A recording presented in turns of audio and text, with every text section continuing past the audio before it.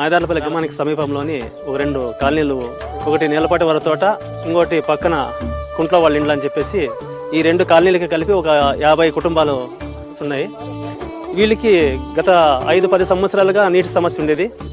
అనేక మంది ప్రజాప్రతినిధులు, ఎమ్మెల్యేలు ఎంతోమంది వచ్చిపోయినారు. కానీ మా ఎమ్మెల్యే సురేంద్రబాబు గారు కళ్యాణదుర్గం శాసనసభ్యులు మేము ఒకసారి పోయి అక్కడ కళ్యాణదుర్గంలో కలిసిన వెంటనే ధర్మతేజ అన్న గారికి చెప్పి దానిపైన చొరవ తీసుకోమని చెప్తే అన్న బోర్ పంపించేసి ఇక్కడ బోర్ వేయించి మంచి నీళ్లు పడినాయి.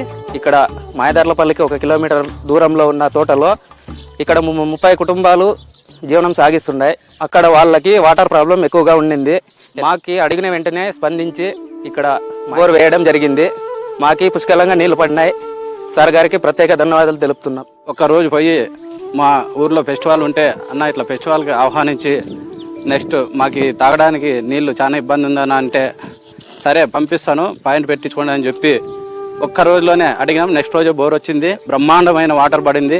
అదేవిధంగా సురేంద్రబాబు సార్ గారికి, దేవినేని ధర్మతేజ అన్న గారికి మా గ్రామం తరఫున ప్రత్యేక ధన్యవాదాలు తెలుపుతున్నాం.